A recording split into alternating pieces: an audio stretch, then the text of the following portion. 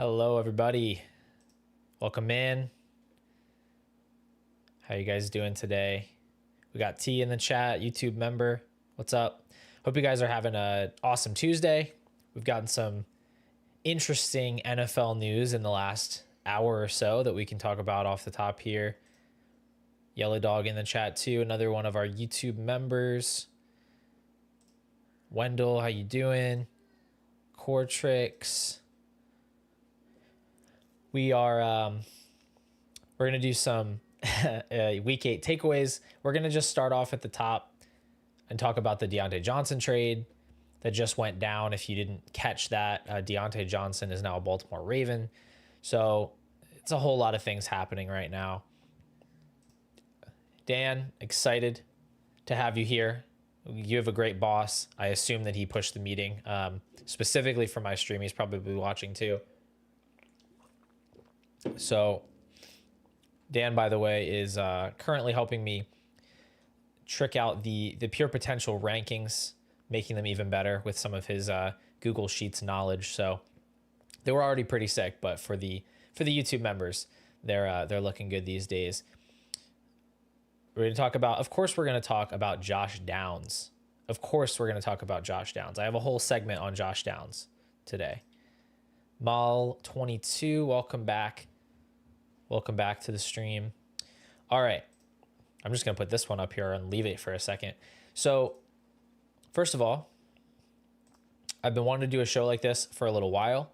Just a recap show, takeaway show, because I do tend to get a lot of disconnected ideas after each week of the season, and they don't always fit neatly into a buy, sell, hold type of video.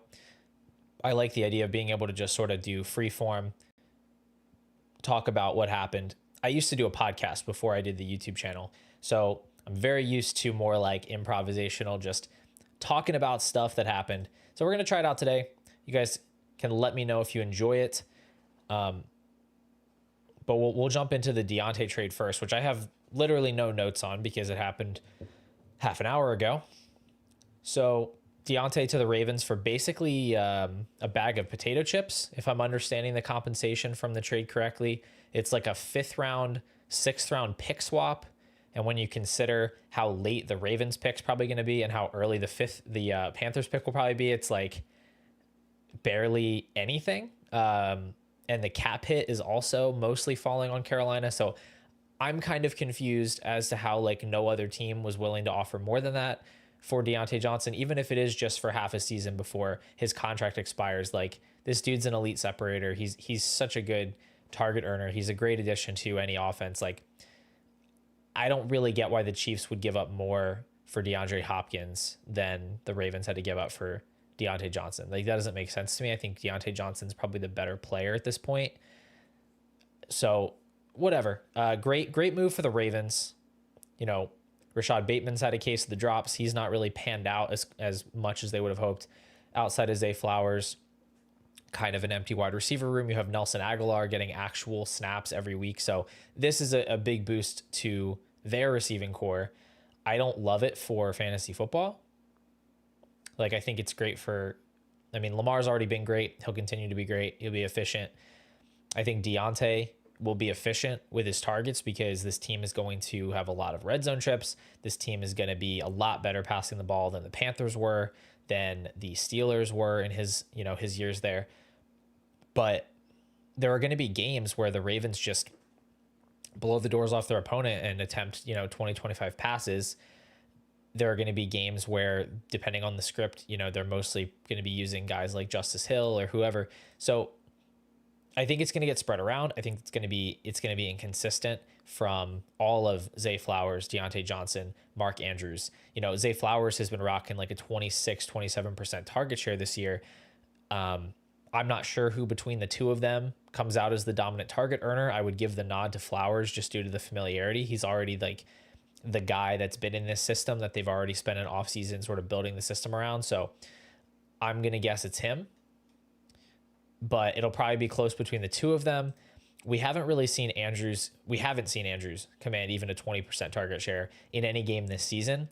So I think he's kind of a a distant third option at this point in the passing game. So that's how I would look at it. I think you're gonna kind of see Diontae slot in as like a low end wide receiver 2, but with kind of spike week upside for the rest of the season. And I see Flowers pretty similarly as well. So that's my initial thought on the trade. As far as what's left behind in Carolina, I was gonna throw this in at the end as just sort of an extra thought, but I might as well touch on it now. I do think Jalen Coker is like kind of a dude. Jalen Coker, if you've never heard of him, I don't blame you, but he is an undrafted free agent wide receiver out of Holy Cross, who had kind of an insane production profile in college because he played at Holy Cross, but like super duper productive wide receiver in college, goes undrafted. He has actually been pretty good the last couple of weeks. He has an over an 80 PFF receiving grade, albeit in a limited sample, higher yards per out run, targets per out run than Xavier Legette in that same time span. Pretty interesting guy who's going to be running pretty much all the routes at this point for the rest of the season. So he needs to be rostered in every single league. Like, I don't care what kind of league it is. At this point, he's probably rostered in most leagues because he did have a big game. Well, it's only Tuesday, so waivers don't clear till tomorrow. So if he was just sitting on waivers after that big game, go make an aggressive bid on Coker for sure. Like, I don't know. I don't think he's the next Puka Nacua, but you really never know. And he is borderline free. We don't know a lot about him. So, interesting guy. I'm not giving up entirely on Legette either. His per route stuff doesn't look that good, but he also had to play more games with Bryce Young, which drags everybody down. He has definitely flashed his athletic ability, and I still prefer him in Dynasty to Jalen Coker just due to his first round draft capital. I would still rather have Legette, even though I do think Coker has outplayed him a little bit. I do have him in the rankings in the early third tier, but I do think you can get him for less than that in a lot of spots right now. So yeah, still interested in Legette as like he's worth about a second, I think, at this point. He's going to play a full-time role for the rest of the season. He does have a lot of those physical tools. He had a great senior season in college. So I'm certainly not down on Legette either based on what we've seen so far. He was always expected to be kind of a raw player. Even though he's an older prospect, he was definitely still considered a raw player. Needed to continue to develop his route tree in the NFL. Of course, if the Panthers decide to roll with Bryce Young the rest of the way, that is going to hamper both of these guys because he's just not it. But this is a good question. Brian Thomas Jr. in my wide receiver rankings. I have him, I want to say like wide receiver 7 or 8.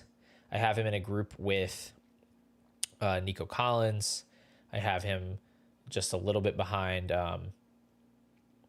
Who am I thinking of? I've got Jefferson and Lamb and Neighbors and Chase 1 through 4. And then somewhere in the next group, Nico, Brian Thomas, Marvin Harrison Jr., AJ Brown. Unless I'm missing a name, that's kind of the range that he's in.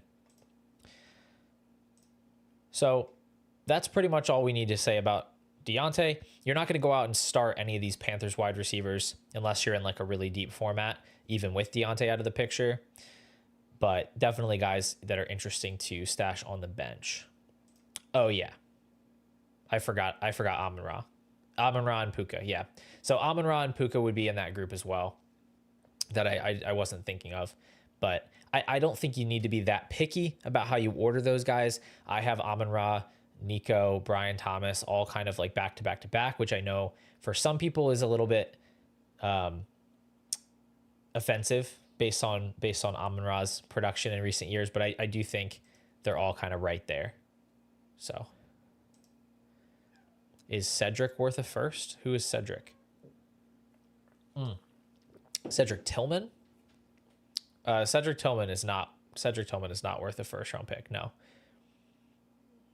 Definitely not. All right, I will try to come back to some questions later. I do want to get through some of these things I have planned just because I've got a lot of notes and I'd ideally like to keep this close to an hour. So we're going to jump in here to my first takeaway. And by the way, I didn't actually count if I have 10. I don't even remember if I put 10 in the title of the video. It's an algorithm thing, you know. I have a lot of takeaways though. So if you want to count them up for me, feel free. But this first takeaway is about Ladd McConkey and the Chargers. So, you know, I did point out Ladd McConkey in a recent video as a guy that I was looking to buy. He was ranked really low on Fantasy Calc for some reason, despite having some pretty impressive target earning peripherals early in the season. But he has just taken it to another level. And obviously he had his big breakout performance in week 8 with the 2 touchdown game. He's been really, really impressive. So, you know, I've got a couple of different graphics here, or in tweets and stuff that I've pulled. The first comes from Hayden Winks. Yards per out run this year versus press man coverage. Ladd McConkey ranks second in this stat at 5.3. So that's obviously super impressive for a guy that wasn't necessarily known for like size or physicality coming out. He is succeeding against press man coverage, which is really awesome to see. We also have from Jacob Gibbs, Ladd McConkey is in good company. He has a chart here that I'm going to put up. I'll see if you can read it super well, but I'll give you the rundown here. He's got all wide receivers here sorted by fantasy points per route run through the first 7 games of their career. And this is data from the last 10 seasons. And so in that group, let me just go ahead and let me just blow this up for you real quick. So in that group, we have Ladd McConkey sitting at 8th. 8th in that group, last 10 years, first 7 games of a career. You can see just how good this list is. Jamar Chase at the top, Justin Jefferson, Marquise Brown, Puka Nacua, Calvin Ridley, Brian Thomas, Malik Neighbors, Ladd McConkey, Tank Dell, Terry McLaurin, Odell Beckham Jr., Stefon Diggs, Chris Olave, Drake London, Michael Thomas. So, you know, it doesn't get much better than that in terms of groups that you want to be in.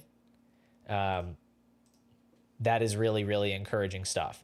So, you know, you put everything together for him from his college profile, which was really, really efficient on a per route basis, just couldn't get that full-time role.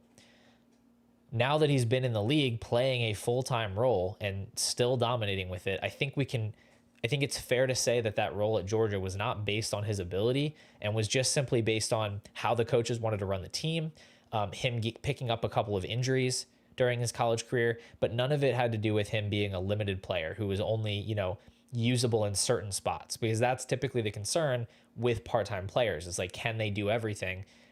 He's doing everything. You know, he's not a slot wide receiver. Like he can play everywhere. He can apparently make explosive plays and he can run after the catch and he can make guys miss. Like he's succeeding against man coverage. Like he's doing everything that you would want to see.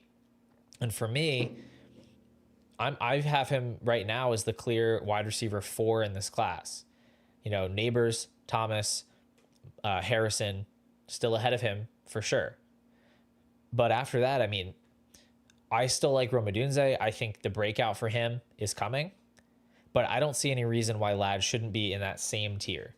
I don't see any reason why he shouldn't be valued in that same tier. I was trying to buy him for late firsts earlier this season. That ship has probably sailed at this point.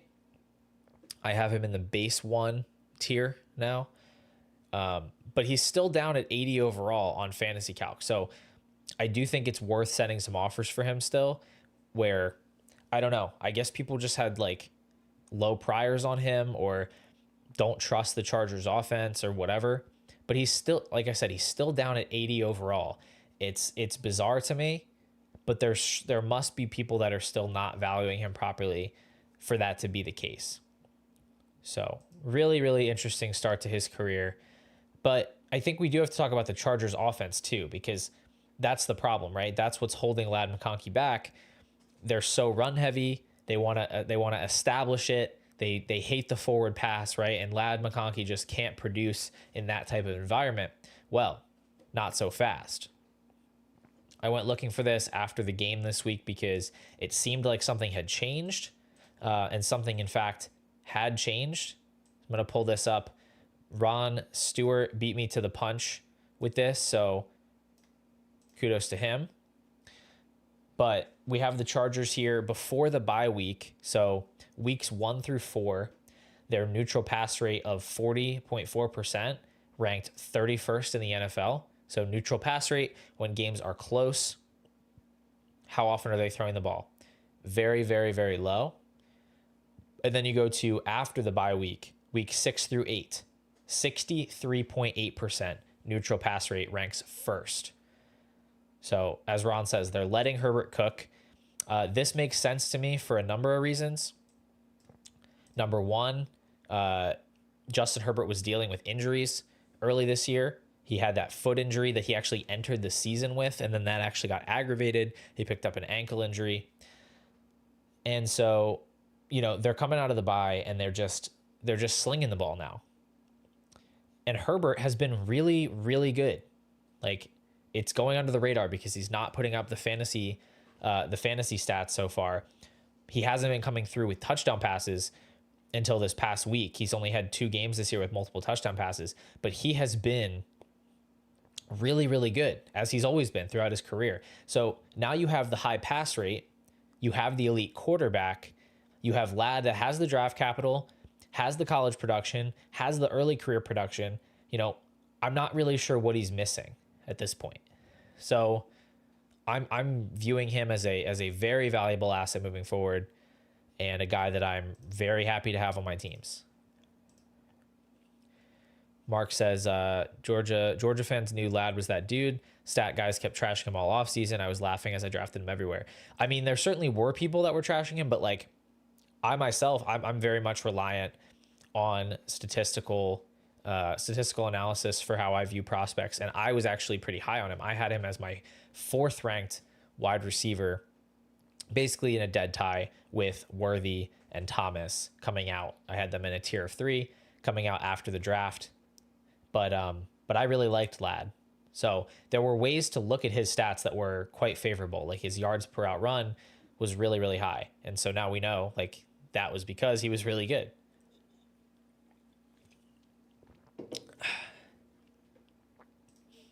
Vidal league winner? I mean, probably not. Probably not as long as J.K. Dobbins is healthy, but it's good to see him working as the RB2 there. And if Dobbins were to get hurt, then that would be great. I mean, that would not be great for Dobbins. It would be great for Vidal's value, and he could step in and have a valuable role. Hopefully Dobbins does stay healthy, but definitely a guy worth stashing on your benches. Not a guy that I'm trying to move, not a guy I'm trying to get rid of. He's actually gotten some work on like passing downs and stuff. So seems like a versatile player who can do a little bit of everything. But just to finish up on Justin Herbert here, I think he could be a great buy right now in his own right if this passing trend is going to continue. Because, we think about in the past he was valued right alongside like Joe Burrow and those other elite pocket passing quarterbacks right in the first round of startups. And I think rightfully so. He was so good early in his career. And now he's down at 33 overall on Fantasy Calc. He's valued behind Brock Purdy. He's just 1 spot ahead of Baker Mayfield. He's a handful of spots ahead of Jared Goff. But talent-wise, I still view him in that elite group. He's an incredible passer. You go look at, lists, power rankings of quarterbacks from people that I respect. He's still flirting with that top 5 spot. He's making absolute nobodies look decent every single week. He's throwing to Semi Fehoko and Will Dissly and Jalen Reagor and Quentin Johnston, Josh Palmer. Sorry to the Josh Palmer fans, but like he does not have a lot to work with, and he still is getting it done as a passer, being efficient. So if the staff has actually realized that passing is more effective than running and that they should actually let their star quarterback play, and this team can go ahead and upgrade the supporting cast at all this offseason, I would have liked to see them trade for Diontae Johnson, but if they can go out and acquire some pass catchers in the offseason to go with Ladd McConkey, I don't see any reason why Herbert can't bounce back to his prior value. And so, it would be a nice time to go ahead and get in on the ground floor of that.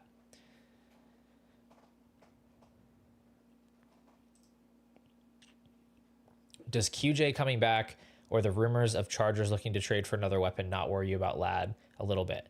I mean, QJ coming back certainly doesn't worry me because he's terrible. I'm not worried that bad players are going to hurt good players. I have no concerns there. As far as adding another weapon, I mean, I don't know. Are you worried about the Jaguars adding another weapon to hurt Brian Thomas Jr.? Like, Evan Ingram came back from injury and it didn't matter because Brian Thomas is the alpha in that offense.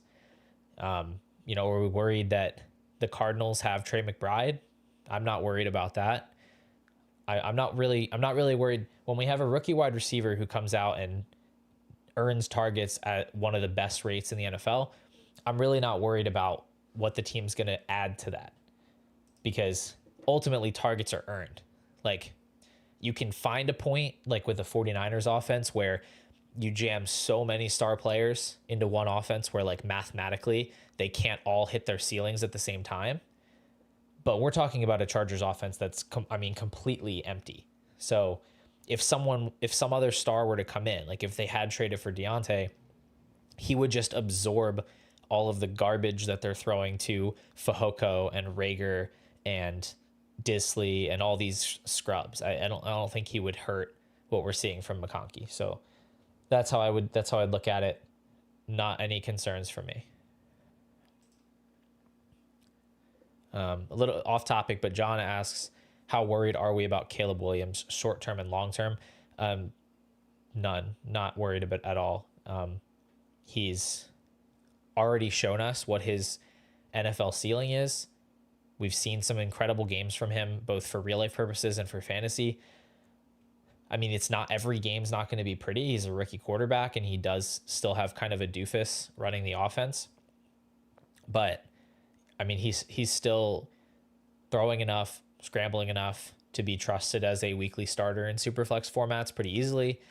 And long term, no concerns. If Shane Waldron can't figure it out, he'll be fired and replaced with somebody who knows what they're doing. I've got him as a top 12 dynasty asset. All right, look, I've delayed long enough from the real point of today's show, which obviously is just an elaborate ruse for me to talk about Josh Downs,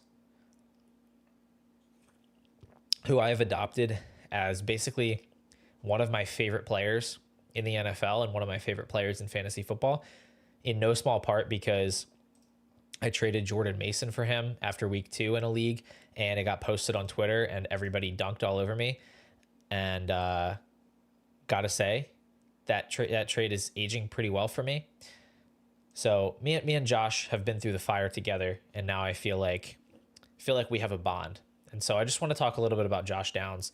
But first of all, hold on, John, absolutely no worries. You can ask questions about whatever you want.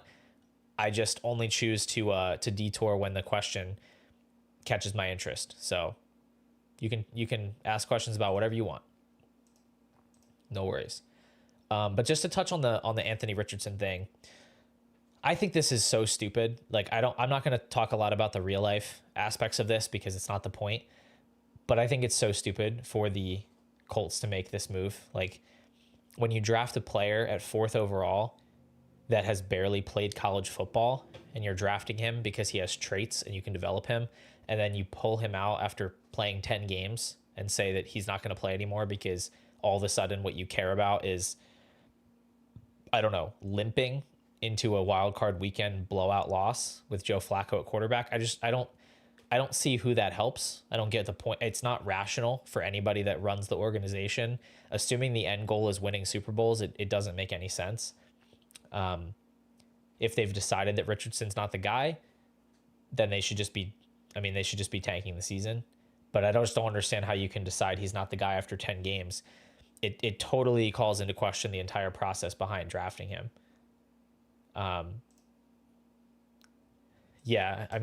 Jacob Sanderson's freaking out. I mean, he's a Colts fan. I think he's right to freak out. If I was a Colts fan, I would be furious right now because the team is playing for nothing. The team is playing for absolute mediocrity right now. I don't agree with the idea that just because Flacco gives you a better chance to win right now means that he should be the starter, because what he doesn't give you the chance to win anything that matters. He's actually not good either. Joe Flacco is not playing good football. It's a total fallacy that he's actually good right now. Like he's better at quarterback right now than Anthony Richardson, but he's not a top 20 quarterback in the league right now. He came in after Richardson in week 4. Richardson had already led 2 scoring drives. He nearly lost that game to the Steelers. And then he plays well the next week, throws like 400 yards against the Jaguars, because of course everybody plays well against the Jaguars. And then he threw like 3 interceptions the following week before Richardson came back. Like, he's not actually good. He just puts up passing stats. And so I don't know. I think it's dumb. I've already talked about this longer than I planned to, but that's my take on it. Let's talk about the fantasy implications for this. First of all, Josh Downs. Let me grab my my Josh Downs graphic here. Here we go. Okay.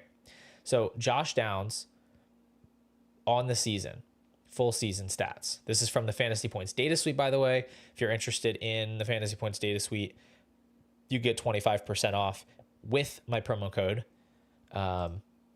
Very, very cool. I used it for all the research I did for this video. So this season, he's looking pretty good. Missed week 1 and week 2, came back week 3 after that high ankle sprain.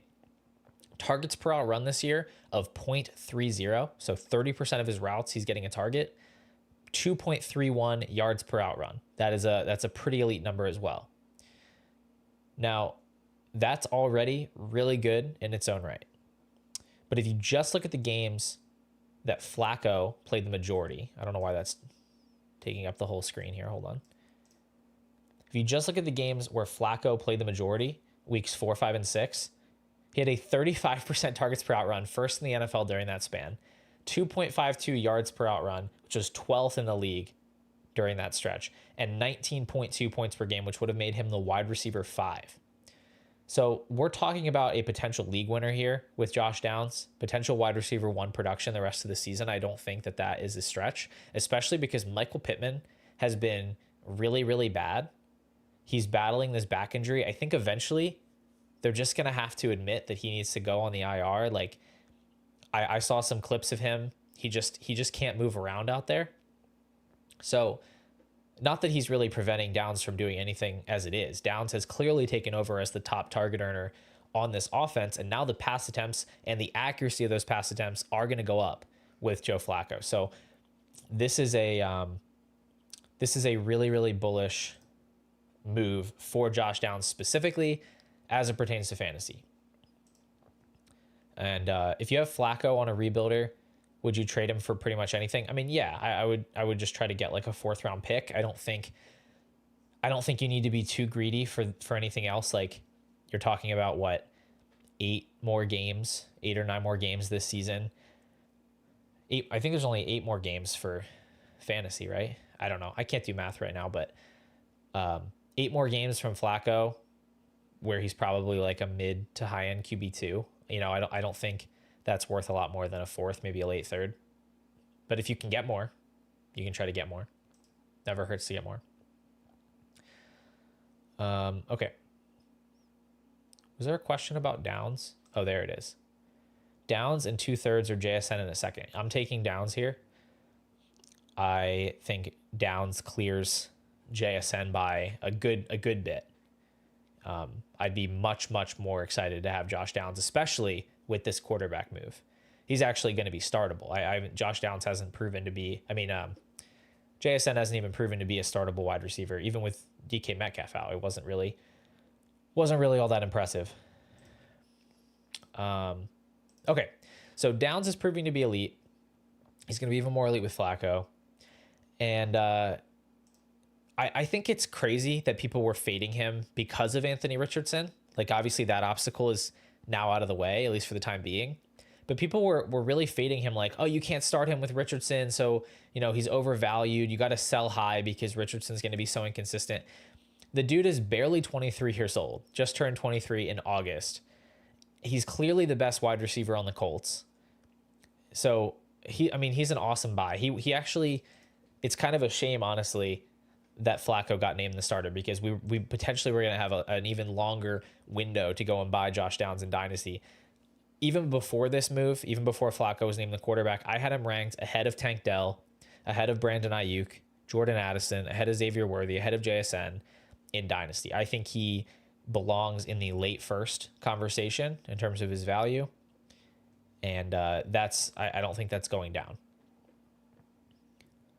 So that's my take on Downs. I think that's really plenty to go off of. As far as the rest of the team with Flacco, if Pittman can get healthy, this certainly is good for his value as well. You know, if a healthy Michael Pittman should be very startable wide receiver 2 type of guy with Flacco. Pierce and Mitchell are still going to be really inconsistent. Mitchell because he can't get routes, Pierce because he can't earn targets. I'm sure they'll have some big games where they catch deep touchdowns. Good luck catching those in a managed format. And as far as Taylor, you know, theoretically, more plays, more sustained drives. I don't think it moves things for him much either way. Obviously, a guy you're starting every week regardless. But yeah, this is a good question because we're just about to talk about the Texans. So let's go ahead and talk about the Texans. I have a graphic here just to give us some context on how the Texans have looked so far this season. I'm going to cover up my little overlay for a minute.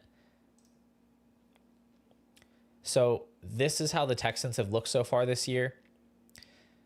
Stefon Diggs today confirmed torn ACL, done for the season. We obviously have Nico dominating this team in terms of the per route stuff. 0.28 targets per out run, 3.63 yards per out run, not even close to anyone else on the team. Diggs, obviously having played a little bit more than him, a couple more games than him, came close on the raw production. He was having a fine campaign, 0.25 targets per out run, 1.97 yards per out run. Certainly not peak Stefon Diggs. He was playing well. That's obviously a serious shame for him. He was going to be entering a contract year, or he was in a contract year. He's going to be eligible for a new contract next year. So that sucks for him. Sucks for the Texans, who thought they were going to have him for their playoff push. He's moved on. I mean, he's out of the picture for this year. So that leaves Tank Dell and Dalton Schultz behind him. And Tank Dell, as high as I was on him coming into the year, he has just not looked like the same guy from last season. And the numbers bear that out. 0.17 targets per out run, not impressive. 1.08 yards per out run is abysmal. I mean, just truly awful. That does include a game where CJ Stroud threw for like 80 yards, but regardless, not good. And he had his lowest target share of the season this past week. Even with Diggs missing like the whole fourth quarter at least, he had an 11% target share. So, you know, vacated targets are only going to get you so far. So anybody who's saying like huge stocks up for Tank Dell, I think is kind of missing the plot here, which is that Tank Dell isn't necessarily good enough right now to actually earn that volume. And so, I mean, I think there will be a bounce back at some point because I do think this is injury related, but I just don't know if he actually gets healthy this year at all. And so I'm not super confident in like going out and trying to buy him, picking him up as a guy that I actually want to start down the stretch. I think he remains kind of an upside wide receiver 3 where you know he can catch a long touchdown any given week. And maybe at some point he really turns it on and finds his footing in this offense, but I'm just not sure when that's going to be. I actually think Dalton Schultz becomes very startable and could potentially be the biggest winner of this injury because he had a much more similar ADOT. He was working in a more similar area of the field to Diggs. So I think you look at Schultz as a guy who could pick up a decent chunk of the target share, and obviously the threshold at tight end to be a start-worthy option is just much lower. So he's not a guy I'm going out aggressively to get, but he is a tight end who you might be able to get for cheap if you're struggling at that position, and I think he should be decent moving forward. For Diggs, on Diggs' end, like, it's just a really tough spot for a 30-year-old wide receiver to tear their ACL because, like, who are you going to trade him to, right? Rebuilding teams don't really want to trade for Stefon Diggs, even though in theory, if they're gonna contend next year, maybe he's back and he's useful, but there's a lot of risk with a guy of that age having this injury in the middle of the season. We don't even know if there's other ligament damage. So I've got him as like a late second, and I think you might even struggle to get that from some people. So it's a really brutal situation for Diggs, obviously, first and foremost, and then for anybody that's rostering him, I think you're just kind of stuck. Maybe you can get Darnell Mooney. I don't know. I will be doing a video later this week on contending assets, kind of ranking them rest of season, who you would want on your dynasty contenders, who you might want to target at the trade deadline. So that might give you some ideas for players you could try to pivot to.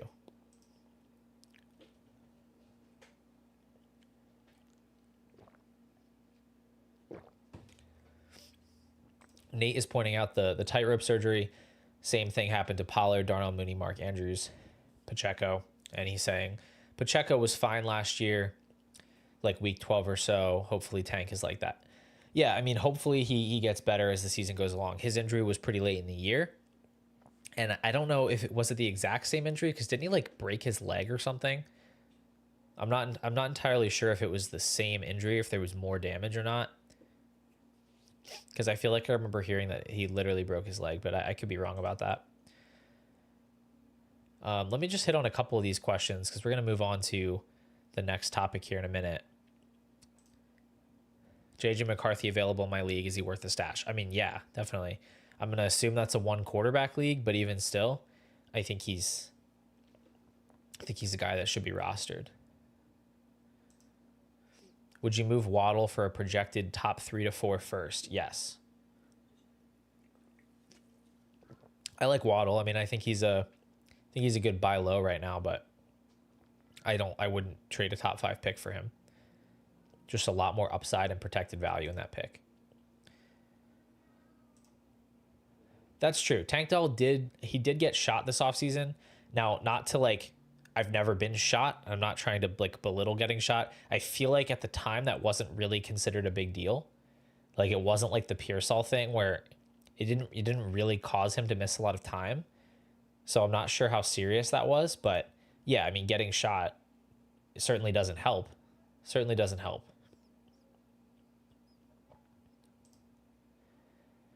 Aaron asks, looking to move Laporta, what on top of Downs would you look to get? I want to aim high. I mean, if you want to aim high, I mean, try to see if you can get like an early second, or get like another player thrown in that's kind of in that range, early to mid second value. I don't have a specific player in mind, but I don't have a big gap between the two of them at this point. So I think any kind of a second on top would be pretty favorable for you. Is John Mechie worth a pickup? I guess so. I mean, he got a couple of manufactured touches, I think, in that game. Somebody's going to have to step up and play snaps. I thought that might be Xavier Hutchinson, but I think it's also possible that they actually have wide receivers that are like direct backups to other wide receivers on the team. Like Hutchinson might just be the Nico Collins backup. It's possible Mechie is more of the Stefon Diggs backup, potentially playing more in the slot. So yeah, waivers are thin right now. Like he's interesting enough, right?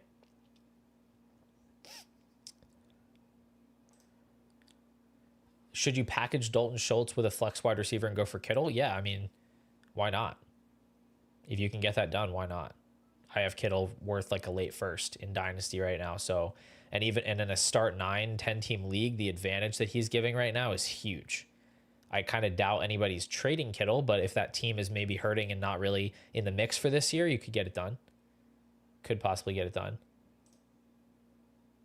Brock saying, you've become one of my go-to channels for stats and Dynasty Theory. Happy to have found you. Hey, thanks a lot. I appreciate it. I'm happy you found me too. I am having a great time and just trying to help you guys win. Throwing my takes out there. now is maybe a good time to mention, if you're not subscribed to the channel, hit that button. I have videos out every week. I've been trying to live stream at least once a week, as often as I can, and I'm only trying to add to that. So hit the button if you're new. I think it's worth your while. All right. I have not heard the name Terrace Marshall in quite some time. Should I drop or keep Terrace Marshall and Michael Mayer? I see no reason to roster Terrace Marshall ever. Michael Mayer, it could go either way. Depends on how deep your league is. Like if you can throw him on the IR, it doesn't hurt to keep him. If you have to drop him because there's something more interesting, if there's, Jalen Coker's on the wire and you want to go pick him up, I think it's fine to drop him. What's the play for Brandon Ayuk owners? Deal him. I only have one share, and I'm trying to find a good deal where I can move him for a wide receiver that's hopefully going to help me this season. I think he's really hard to value because it's an ACL and MCL kind of happening towards the middle of the season. So I'm really not sure how he's going to recover for the 2025 season. And he'll be 28 in that season, or turning 28 in that season. He'll be 27 or 28 in that season. He might not even be 100% that year. So you might not get Ayuk back at 100% until the following season. And when you do get him back, we do have to remember he wasn't even that amazing this year, right? And I think that's just variance, but he's not some locked and loaded. It's not like you're waiting to get Jamar Chase back or Justin Jefferson back. You're waiting to get back this like high upside wide receiver 2 with spike weeks potential. So as much as his talent has me hesitant to move him out of that late first range, I do kind of think that it's reasonable to even value him a little bit below that. What's up, Bindles? Happy to see you stopping by here today. GM. What would you move JSN for? I haven't valued it as an early second. So, you could move him for some of the more productive not older, but like some of the more productive running backs right now. If you can get like a Josh Jacobs or something, I think that's fine. Just trying to pull up my ranks here on this other monitor. JSN. I'd rather have Keon Coleman at this point. I'd rather have Kyle Pitts at this point. I've actually moved him back up a little bit. I'd rather have Deebo Samuel if I'm competing. I'd rather have David Njoku. So those are some guys.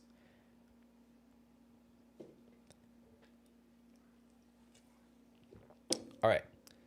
Let's move on to our next topic for the day. Whoops. Let's move on to our next topic, which is Jameis Winston and the Browns. Rest of season outlook for this team, because Jameis Winston shows up in his first start and immediately just kind of just makes Watson look even worse just by completely turning this offense around. He threw a bunch of passes that should have been picked off. I don't care. He went for 334 yards and 3 touchdowns. He got the Browns over 20 points for the first time this season.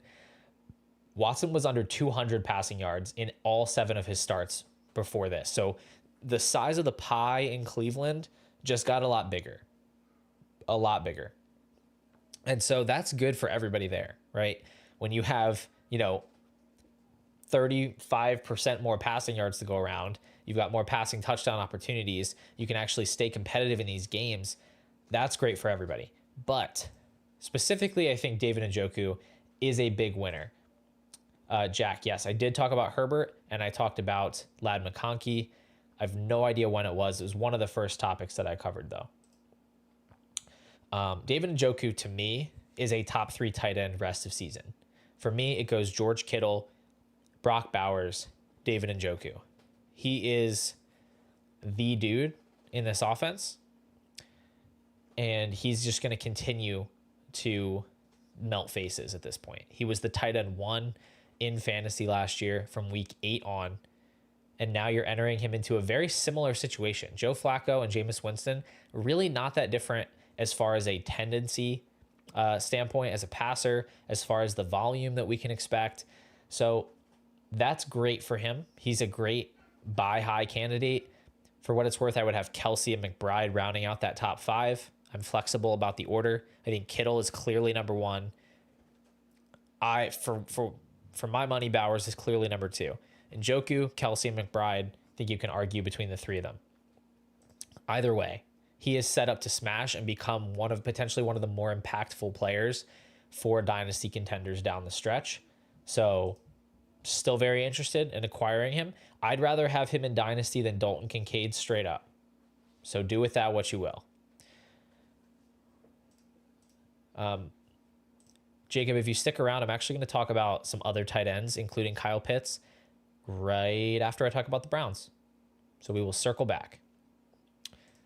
Other than David Njoku, who else is on this team that we should really care about? Well, Cedric Tillman has kind of come out of nowhere.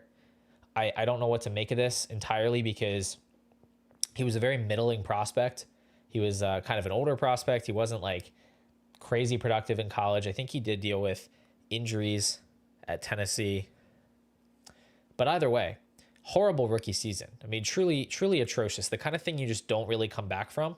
0.13 targets per out run, 0.68 yards per out run. It's hard for me to really contextualize how bad that is, but it's really, really bad. But then you have these last 2 games. He goes 8 of 12 for 81 and a touchdown in week 7. Then he goes 7 of 9 for 99 yards and 2 touchdowns in week 8. So just completely explodes. Back-to-back wide receiver 1 performances. For what it's worth, Hayden Winks posted about liking his film, liking how he was playing. Not really, he said, not gimmicky. He wasn't being used in a gimmicky way. So he was just straight up getting open, beating his defender, and getting the ball. So it seems as though he is the new primary wide receiver on this team. I'm just kind of hedging his price, like based on how bad his production was last year. So I'm putting him around a late second. I think he's about a late second, and I think he is a wide receiver 3 type of start moving forward. I'm sure there are other people that are going to be higher on him. That's about as high as I'm willing to go in terms of the risk that this is a fluke. So that's where I value him, but I certainly have one eyebrow raised. As far as Jerry Jeudy and Elijah Moore, those guys just aren't that good. So they're in a better spot now. They're probably flex-worthy players in the right matchups. I'm happy to trade them away for pretty much anything of consequence. But Nick Chubb is kind of a sneaky buy. There was a tweet from Ryan Heath that I then couldn't find when I went back to look for it, but he pointed out that Chubb could be a nice buy. I did grab this similar tweet from Jacob Gibbs. Great follow, by the way, both of those guys, Jacob Gibbs and Ryan Heath. Great follows if you enjoy stats. Jacob Gibbs says, Chubb in week 8, 62% of snaps, 76% of the running back rush share. He led the Cleveland running backs in routes run. So Jacob says, this is honestly about what I expected his absolute max role to be in 2024. Shocked to see him hit it in his second game. He also gained all 52 of his rushing yards after contact. That part I don't care about as much. But this is a good role. I mean, a really good role that he's stepping back into. It's kind of amazing that he's doing it so soon. And so I think we should be pretty bullish that, first of all, as he gets healthier, he's going to be more effective with that work. But also as the Browns get into maybe some better game scripts, that could actually lead to more overall touches for Chubb. He's going to find the end zone sooner or later. So I do like him as a pretty sneaky buy. If you can get him for like late second value, if somebody's been holding him that is now outside of the playoff race, I don't think they should be too stingy about trying to hold on to him. So just something you could look at for sure. And I'm actually going to have to add him to my list of players to talk about in that contender video. Let's throw him in there. Okay. So that's how I view it. That's what I would think about the Browns moving forward. Quick question from Colin. Is Zay done with DJ trade to the Ravens? No, he's not done. Zay Flowers is a very good wide receiver. He's very, very good. Is he going to continue to produce at the exact same level that he has thus far? Probably not. He's still going to be startable as like a wide receiver 2 type. Honestly, I think he's probably the better fantasy bet between the two, just knowing the familiarity with the offense and how there's already a lot of stuff that's like built in, designed for him. Like they're not going to give Diontae the wide receiver screens and that kind of thing. They're bringing in Diontae to be a separator and be a guy that Lamar can trust to actually catch the ball, when he hits him in the intermediate areas of the field. It's going to hurt Bateman more than it hurts Flowers for sure. Am I higher or lower on Tillman than Drake London in week 9? I'm playing Drake London. Drake London's like legitimately one of the best wide receivers in the league. So I'm not benching. I don't bench Drake. I'm not benching Drake London for anybody.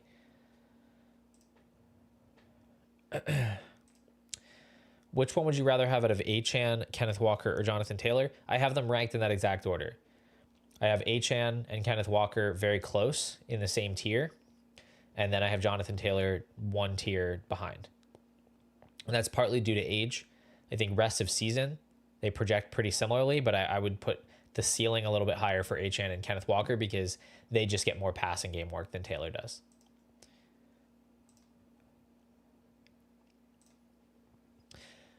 Do you think Ricky Pearsall can become startable at some point this season? Yeah, I mean, rookie wide receivers tend to improve down the stretch. I'd have to assume that is even more so for players that get shot and don't play until halfway through the year. I suspect he'll improve. He's going to play most of the snaps, but it's going to be pretty murky with Debo, Kittle, Juwan Jennings is going to come back probably after the bye, and then potentially CMC coming back as well. It's going to be very hit or miss. So I don't think he's necessarily going to be a guy that's like a high end producer for you, but I could see him getting into that flex conversation. I'd value Jonathan Brooks about a late first, about the same that was paid for him in Dynasty rookie drafts. Nothing's really changed.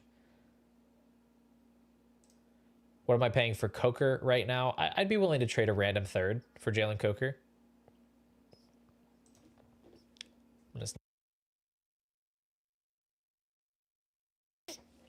Excuse me. Who's the best rest of season between Kamara and Saquon? Give me Saquon, but they're both good. Calvin Ridley rest of season. I mean, to me, this is a sell window. I don't really buy into Mason Rudolph. I don't really buy into Calvin Ridley. I don't think either of them are very good. So I'm just trying to cash out. Like, can you get a future second, 2026 second? That's kind of where I'm sitting right now. Okay. Last question. I'm going to move on. Are we buying, selling, or holding Keon Coleman? That question always depends entirely on the price. I don't really know what the price is because he's been pretty good the last couple of weeks, so it's probably creeping up there. Anybody that already has Keon Coleman probably likes him more than the average person does. So I'd say he's probably not a buy in most leagues, but I've got him valued about an early second, which is pretty much what we paid for him in rookie drafts. And I would still pay that. So about early second round value. All right, I want to talk about tight ends a little bit. And specifically Kyle Pitts, Mark Andrews, and Cade Otton. So with Kyle Pitts and Mark Andrews, the question is, are these guys back? Because their downfall was talked about pretty heavily early in the season, certainly by me and definitely by others. And it was probably a little bit overstated. I was emotional. I was hurt. I had been very vocally supportive of both of these tight ends, and then they came out and they fell flat on their faces to start the year, and they were terrible. But they have bounced back in recent weeks. Mark Andrews has scored like 4 touchdowns in the last 3 games. Kyle Pitts finally came through with one of those big play games that we were really waiting for. We haven't seen since his rookie year. He has these 2 40-plus yard touchdowns in week 8. And it's not just big plays. The peripherals have also improved. But with Pitts, the big thing for him is that the team pass rate has come up a lot. The Falcons were very conservative at the beginning of the year, kind of like the Chargers, and they've really opened it up where their pass rate is one of the highest in the league now. And so the overall attempts are up. That's helping Kyle Pitts to produce, because London and Mooney are still the top two targets in this offense. But Pitts has really carved out a nice role there as the third guy. Now, the weird thing with him is that he's almost never the first read. His first read target share is really low. And so I think that can lead to some volatility. I think that, there are going to be games where Kirk doesn't necessarily need to get to him in his progressions. So I'm not back to Pitts where I had him at the beginning of the year. I moved him back up into the early 2 tier. I think he's worth an early second because the position falls off quickly. He's still very, very young. He's athletic, and he's looking good now. So I've got him back up to early second. But I do still think that we're not really looking at the same type of scoring ceiling that we were hoping for when you drafted him in, say, like the 5th round of a redraft league. I don't think that ceiling is there, and I also don't think it's there for Andrews.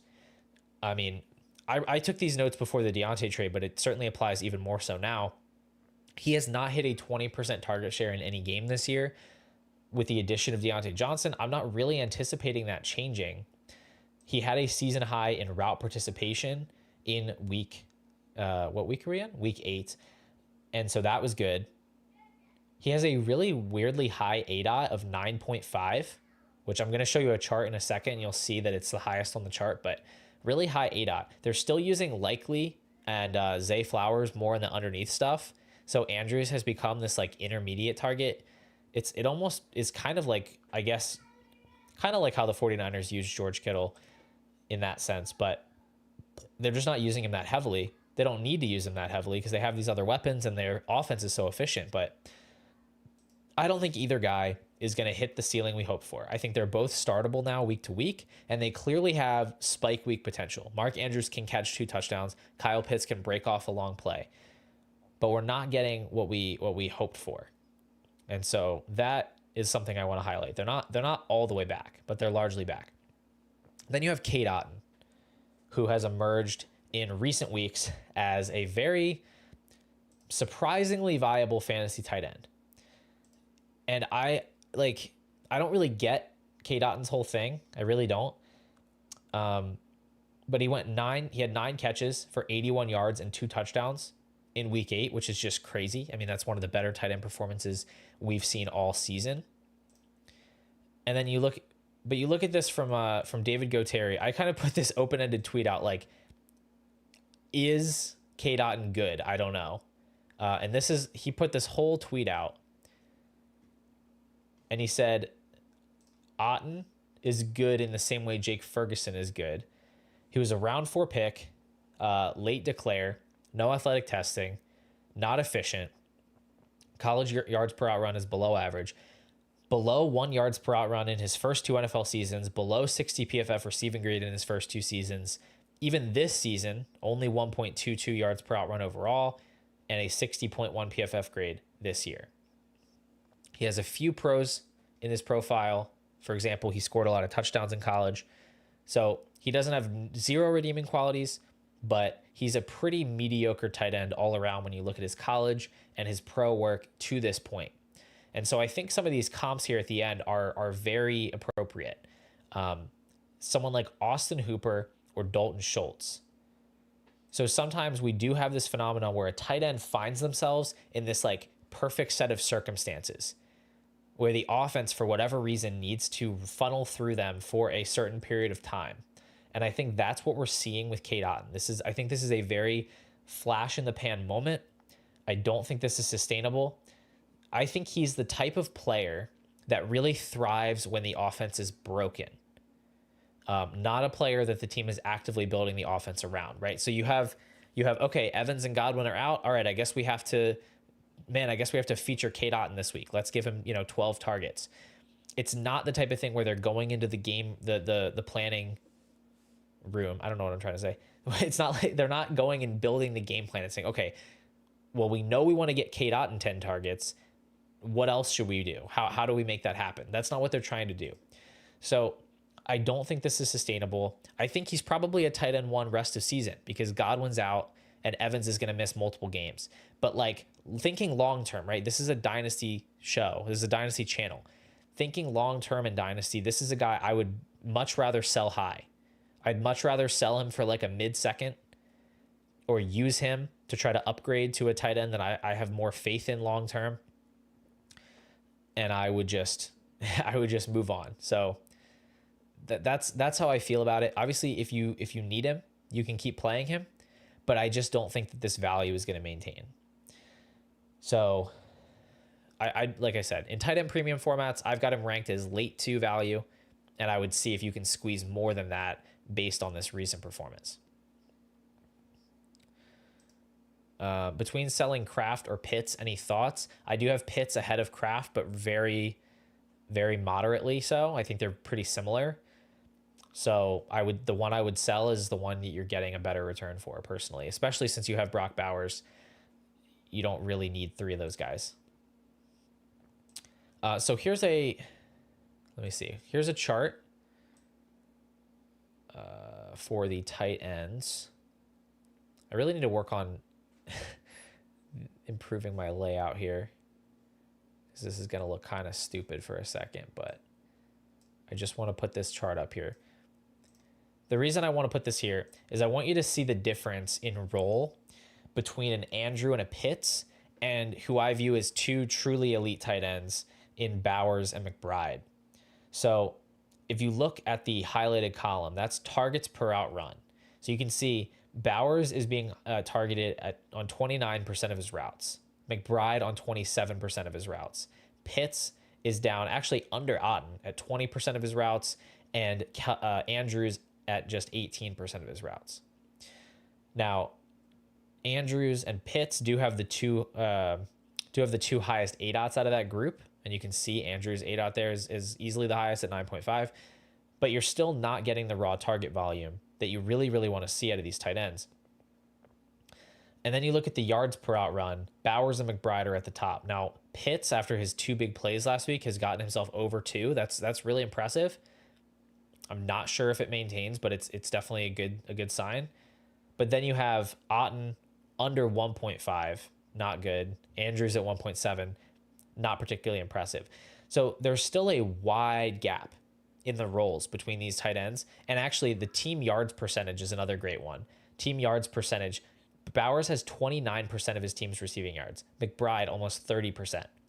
Pitts is only at 19.8%, and Andrews is at 12.5%. So in terms of like the proportion of their respective offenses, it's not even close. It's just that the Raiders haven't had a ton of passing yards, and the Cardinals really haven't either. But as far as the roles that we're seeing from these guys, Andrews and Pitts are not giving you that elite tight end role that's going to lead to like consistent top 5 production.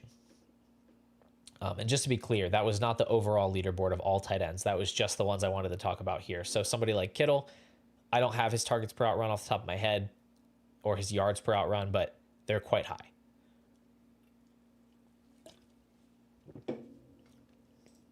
Oh my gosh, yes, I would sell a Dunze for Ladd and Tracy so fast. So fast. In like instantly fast. I would build a time machine and I would go back in time to make sure that I could accept the trade before that this question was asked. Yes, I would move Ayuk for Ladd. For sure. How are we feeling on James Cook dynasty value? I have him in at the top of my late first tier. So behind like Kyron Williams, behind Saquon Barkley, behind Jonathan Taylor. But I like him more than like Josh Jacobs. I like him more than Brian Robinson, those types of guys. So, I mean, he's good. He's good. He has a good role. I like him more than Jonathan Brooks, just a little bit. So, probably not a league winner, but consistently good. Bills receivers long-term value, Shakir. I have Shakir and Coleman, both in like the early second range. Coleman probably has the higher ceiling. Shakir has the higher floor. Both guys seem good. Cooper's the one that I kind of think is the odd man out based on the scheme of this offense, and I don't actually know how good he is right now. So, his long-term value is very much in question, but even his immediate value is kind of in question. He's a guy that I'd be willing to sell for a future second, personally. No, it's not that I'm not high on Odunze. I just think like we have to be realistic about these players. Like Lad McConkey is having an incredible start to his career. He's had a much better start to his career than Rome Odunze has. Odunze was the better profile. I still think he could have the better career long term, but based on what Lad has done so far, there's already I already have such a high expectation for him as a player. Like I have basically no concerns about him long term being a productive wide receiver. It's just a question of like, well, how high is the ceiling? Is he going to be a wide receiver 1? Is he a wide receiver 2? But I don't know for sure any of that stuff about Odunze. So it's like, if you're just going to give me Tyrone Tracy on top, who I think is a pretty valuable asset, to just move from one to the other, it's just like an absolute no-brainer for me. If it was straight up, I'd probably still take Odunze, but not by that much.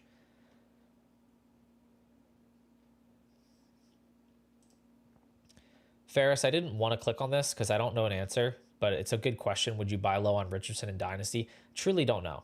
I don't know. In theory, yes, because he was drafted top 5 in the NFL draft, and he has incredible tools, and he should start again for another NFL team. But we literally said all of those exact same things about Trey Lance, and then he never got to play for another team. So I certainly don't want to make a one-for-one comparison. I don't like using anecdotal evidence, but I'm worried that the NFL is going to treat yet another developmental quarterback prospect that was drafted highly as a guy that should, for some reason, be immediately developed in the league and not given any chance. So I don't know. I'm not paying. I'd certainly be interested if the price is like a future second, because I think the upside is just like really outweighing the downside there. I guess I would view him as like a slightly better version of the Justin Fields bet at this point, where it's like you're just hoping he ends up on another team and gets a chance to play, and he has rushing upside, and that the tools are there, and he could potentially be productive. So it's hard to say. It's case by case. I do want to move on to the last major part of this, and then I can hopefully answer a few more questions. Just continuing on the Richardson thing real quick. He says, I feel like the benching is more about the tapping out and proving a point. I think he comes out and apologizes and starts again this year. Maybe. I think that would make it even dumber, potentially dumber for the team, but could be right. I really don't know. There was a mention of Tyrone Tracy in that trade, the Lad and Tracy for Odunze. So why don't we talk about Tyrone Tracy? Because that's the last thing I wanted to touch on here. Tyrone Tracy is just a starting NFL running back, and I feel like people don't care enough, as evidenced by that trade offer. But like, he's just the starter now. Like, he just straight up stole Devin Singletary's lunch money. It's over for him. Tyrone Tracy last night went absolutely insane. He had like 140 rushing yards. He was dominating all the touches in all phases of the game. Had Devin Singletary completely relegated to backup duties, who, by the way, was not on the injury report this week. Like, Devin Singletary is not hurt. He's not playing hurt anymore. The team might come out and say, oh, well, he's being eased back in. No. They just decided Tracy was better, because he is. And they're just letting him be the guy, which is huge. I mean, absolutely huge. For a 4th round rookie wide receiver, rookie running back, who, by the way, transferred from wide receiver to running back in college, only played 1 season as a starting running back, immediately comes into the NFL and overtakes a longtime NFL veteran on a decent contract and just becomes the starter. That's crazy. That's insane. But I have a graphic, or I have another tweet here from David Gautieri. We've been on the same wavelength today, so I'm just going to cover my face up real quick while I read it. Tyrone Tracy had the highest percentage of carries to go 10 plus yards of any rookie running back in the 2024 class, 4.0 yards after contact for his career, posted the 5th fastest shuttle time of any running back in the past decade, and a 4.48 40 and a 40-inch vertical, 15 plus carries in 3 of his 4 starts as a rookie. And he's on a pace in those 4 games as a starter of 259 carries for 1,474 yards and 8 rushing touchdowns, plus 51 receptions for 306 yards on 59 targets. That's a 16.4 point per game pace in that time frame, which would make him the RB11 in points per game during that span. So long story short, pretty interesting profile as far as day 3 running backs are concerned, putting up RB1 production in his 4 starts in a Daniel Jones-led offense, by the way. So this is like, for me, the perfect buy high target in Dynasty, where you have a player where managers don't really know what they have, and they might actually be looking to make a quick profit on that late round pick. Like, oh, I got this guy for a 4th, or I got this guy on waivers. Now I can cash him out for a 2nd round pick. That's awesome. I'm buying at that price. I'm buying him for random seconds easily. I've moved him up to the early 2nd tier in my rankings. It might even be slightly shocking, some of the players that I have him ranked ahead of. But I have him ahead of JSN. I have him ahead of Ramondre Stevenson. I have him ahead of Joe Mixon. I have him ahead of, I actually prefer Tracy to Bucky Irving. So I think this is incredible for him. I mean, I don't know, maybe I'm getting ahead of myself. He is a 24-year-old rookie, but he looks really good. And I don't see any way that he's losing this job if he's already the starter, 2 months into his career. So that's where I've got him. If you want to look at some lower tier running backs that you could potentially swap, somebody like a Brian Robinson, a Tony Pollard, David Montgomery, J.K. Dobbins, these are guys where I think there's a very high probability that you get that trade accepted, because those guys have a longer track record of production and Tracy still seems like an unknown. But I'd rather have the guy that is younger and looks incredibly talented right now, between the two of them. Now, the injury, as far as I know, was a concussion. So I suspect he will miss this coming week. That's not really something I'm too worried about in the long run. So that's where I see it. The really my only concern with him is, okay. All right. I may have to recalibrate slightly in real time. I apologize. It was my understanding that this was just his age 24 season. He actually turns 25 in November. So that is a little bit of a concern when you're thinking about running back age curves. He's a little bit older than I thought. I might have to slightly recalibrate the rankings. Now, I still stand by most of the names that I said, especially guys like Pollard and Dobbins. I'm comfortable trading for Tracy. But when you think of him already being 25, basically, he kind of gets more lumped in with that group of running backs as opposed to being a clear step ahead of them. So just want to make that slight correction real quick. Either way, very bullish stuff for him. And if you got him with a late round pick, you got to feel great about it. It's nice finally to get back to a season where using your late rookie picks on running backs, so clearly the move, right? We've gotten absolutely nothing from Roman Wilson, Malachi Corley, Javon Baker, all these guys that we were taking, all these wide receivers that were going late in rookie drafts. But meanwhile, you look at Bucky Irving and Tyrone Tracy, Braylon Allen, just thriving, right? Massive increases in their dynasty value since they've been drafted. That is the thesis of the play when you're taking those guys.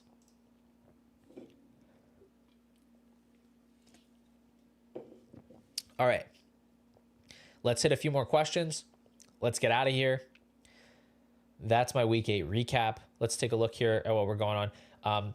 If you don't plan to stick around for some questions, one more time, I'm just going to call it out. Hit that subscribe button. Stick around, okay? This channel is year-round Dynasty content. It is as best as I can manage, well thought out. It is researched. It is based on statistics. It is not vibes based. I'm trying to deliver value. I'm trying to give you well-informed takes every single time that I am sitting here behind the camera. So consider that. If you want more Dynasty content, I do an extra live stream every single week for YouTube members. There's a link in the description for that. That also gives you access, if you join the Superstar tier, to my Dynasty rankings, which are updated every single week during the season. I have those players in tiers. I have them with trade values attached. I think that's a valuable resource for getting trades put together. So take a look down there if you want to look at the benefits. If you want to reach out on Discord, if you have more questions about the benefits, the link to the Pure Potential Discord is also in the description. That is free to join. There's a great community in there of about 350 people at this point, which is awesome. And they're talking about Dynasty pretty much 24/7. So just wanted to get all that out of the way. Appreciate you guys hanging out today. Let's take a few more of these questions before we get out of here. Am I giving AR for Bryce Young? Absolutely not. Nope. Definitely prefer Richardson. I don't believe in Bryce Young at all. And I don't think he has the kind of tools or upside that make him a particularly interesting buy low candidate in Dynasty.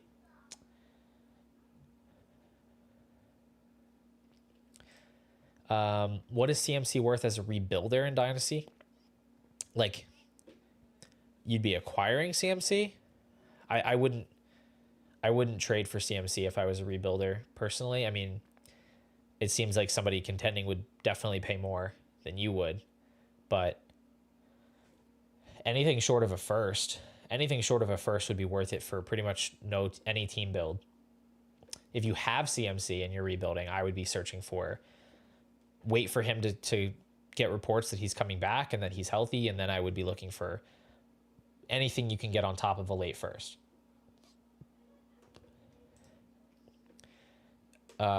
It's always a good year to have multiple first rounders every single year.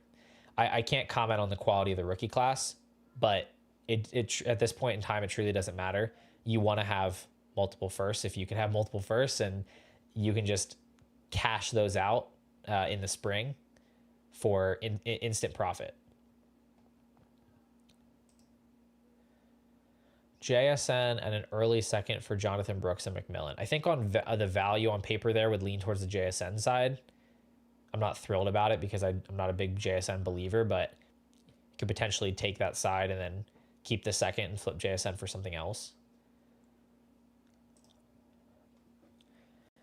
Do you think Brian Robinson Jr. goes for a 2027 base first? How do you see his role changing as Eckler ages? I don't think his role is dependent on Eckler in any way. I think Austin Eckler came in and pretty much took on the same role that Antonio Gibson had last year. And I think that there's always going to be a running back in that role because as good as Brian Robinson is at certain things, he's just not an every down running back. There's just certain things he doesn't really do. So I don't think his role is changing. I don't think his situation can really get better. I think it can mostly stay the same. It could potentially get worse if they brought in somebody better than Eckler, but there's no universe where I would not take a first round pick for him. I don't think many people are giving it, but if someone was giving it, I would take it. And I don't care if my team is a contender. I don't care if he's the best running back on my roster. I will take a first for Brian Robinson every single time. Would you trade a first for Olave? Yeah, most of the time. I mean, it depends on the first. I wouldn't trade like a top half of the first round first for him. I think you're just going to have more flexibility with that pick as we get into the offseason, so I don't think that's necessary, but yeah, he's definitely worth a first. And yes, I would trade a second and Pearsall for Olave for sure. How to pivot off of Laporta? Well, he just had a really big game, so that could help you. You could try to trade down for somebody like a David Njoku if you're competing and try to get a plus on top, get like an early second on top. You could try to trade even further down and get like Evan Ingram plus a first. Or you could just try to trade him for a first plus whatever you can get on top at a different position. So I think there's a lot of ways that you can work on that. Pitts and Olave for Bowers. Yeah, I'll take Bowers there pretty easily. Very, very easily, actually.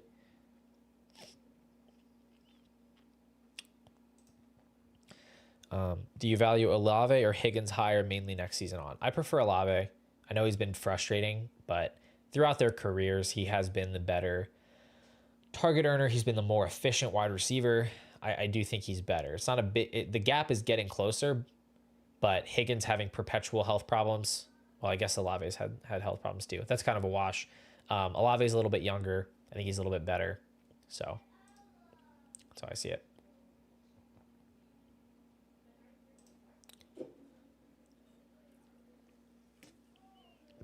Who do you think is most likely to draft a new running back next year? Man, I don't know. The Raiders, they have no running backs.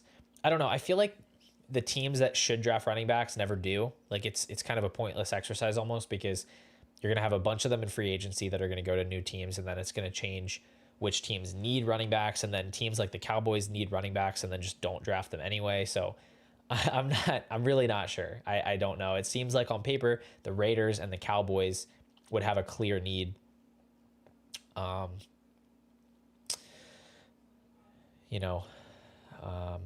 Who else? The Packers, potentially, depending on how Marshawn Lloyd pans out, could look to add somebody.